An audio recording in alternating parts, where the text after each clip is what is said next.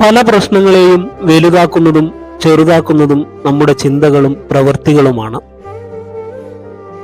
ആരും അറിയാതെ തീർക്കാവുന്ന കാര്യങ്ങൾ അങ്ങനെ തന്നെ തീർക്കുക. ആരോടെങ്കിലും പറഞ്ഞു പോയാൽ ചെറിയ പ്രശ്നം പോലും പലരറിഞ്ഞ് കുളമാകും. ചിലപ്പോൾ നമ്മുടെ കൈവിട്ടു പോകും. ആരുടെയെങ്കിലും സഹായം വേണ്ട കാര്യമാണെങ്കിൽ കാര്യം പറഞ്ഞാൽ മനസ്സിലാക്കുന്ന, കൂടെ നിൽക്കുമെന്ന്, പിന്നീട് അത് വെച്ച് മുതലെടുക്കില്ല എന്നും ഉറപ്പുള്ള ആരോടെങ്കിലും പറയുക. മനസ്സ് പിടിവിട്ടിരിക്കുന്ന സമയത്ത് ഒരു തീരുമാനം എടുക്കരുത്. വികാരപരമായി എടുക്കുന്ന തീരുമാനങ്ങൾ ശരിയായിക്കൊള്ളണമെന്നില്ല. അത് ചിലപ്പോൾ പ്രശ്നങ്ങൾ ഗുരുതരമാക്കും. മനസ്സ് ശാന്തമാക്കിയിട്ട് ചിന്തിച്ചു തീരുമാനങ്ങൾ എടുക്കുക. നഷ്ടങ്ങളെന്നും നഷ്ടങ്ങൾ തന്നെയാണ്. എത്രയൊക്കെ സന്തോഷങ്ങൾ വന്നാലും ചില നഷ്ടങ്ങൾ ജീവിതാവസാനം വരെ നമ്മുടെ കണ്ണുകൾ നിറയിച്ചുകൊണ്ടിരിക്കും. എന്റെ നല്ല സമയത്തെ മാത്രമല്ല ഞാൻ ഇഷ്ടപ്പെടുന്നത്, എന്റെ മോശ സമയത്തെയും ഞാൻ ഇപ്പോൾ ഇഷ്ടപ്പെടുന്നു. കാരണം ആ സമയത്താണ് എനിക്ക് ശരിക്കും മനസ്സിലാക്കാൻ കഴിഞ്ഞത് ആരെയാണ് ഞാൻ എന്റെ സ്വന്തം എന്ന് വിളിക്കേണ്ടതെന്ന്. ഒരിക്കൽ സൂര്യൻ ചോദിച്ചു, ഒരു പകലിനപ്പുറം നിന്നെ തനിച്ചാക്കി മറയുന്ന എന്നെ നീ എന്തിന് സ്നേഹിക്കുന്നു? താമര പറഞ്ഞു, നീ ഉദിക്കുമ്പോൾ വിരിയാനും നിന്റെ അസ്തമയത്തോടൊപ്പം വാടാനുമാണ് എനിക്കിഷ്ടം.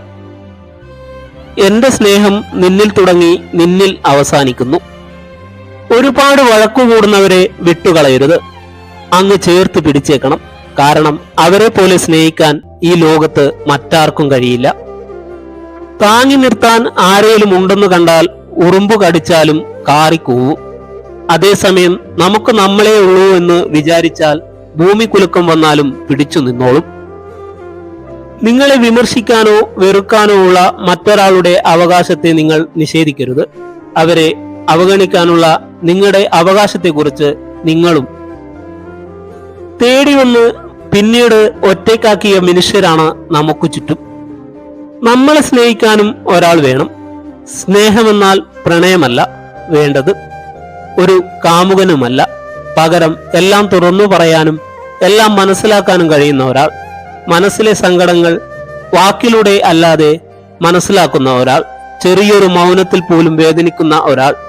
എന്ത് പ്രശ്നങ്ങൾ വന്നാലും ഞാനില്ലേ കൂടെ എന്ന് പറയാനൊരാൾ. നമ്മളെ ഒരുപാട് സ്നേഹിക്കുന്ന ഒരാൾ. അങ്ങനെ ഒരാളെ കിട്ടിയാൽ അവരാണ് ഭാഗ്യം ചെയ്തവർ. തിടുക്കത്തിൽ ചെയ്യുന്ന കാര്യങ്ങളിൽ ചിലതെല്ലാം ഒടുക്കത്തിൽ അബദ്ധത്തിൽ കൊണ്ടെത്തിക്കും.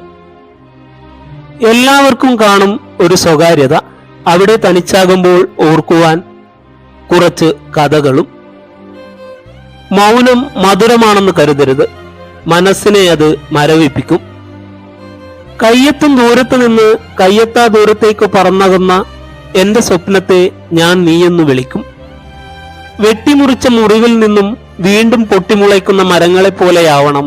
എത്ര താഴ്ചയിൽ ചെന്ന് പതിച്ചാലും ഉയർത്തെഴുന്നേൽക്കാൻ പഠിക്കണം. ഒരിക്കലും കിട്ടില്ലെന്ന് മനസ്സിലുറപ്പിച്ച ചിലതൊക്കെ നാം പോലും അറിയാതെ നമുക്ക് കയ്യിലേക്ക് വരാറില്ലേ? അതൊക്കെയാണ് ശരിക്കും നമ്മുടെ ജീവിതത്തിലെ മഹാ അത്ഭുതങ്ങൾ. ചില വാക്കുകളോ സന്ദർഭങ്ങളോ വളരെ ചെറുതാണെങ്കിൽ പോലും അതുമൂലം മനസ്സിലുണ്ടാക്കുന്ന വേദന ആഴമേറിയതാവും. ആത്മാർത്ഥ സ്നേഹവും അമിത വിശ്വാസവും എവിടെയും കാണിച്ചാൽ അവസാനം ദുഃഖിക്കേണ്ടി വരും. ചില മനുഷ്യരുണ്ട്, അവർ വന്നതിന് ശേഷമാണ് നമ്മൾ അറിയുന്നത് അവർക്ക് മാത്രം പൂരിപ്പിക്കാവുന്ന ഒരു ശൂന്യത ഇത്രയും കാലം നമ്മുടെ ഉള്ളിൽ ബാക്കിയുണ്ടായിരുന്നു എന്ന്.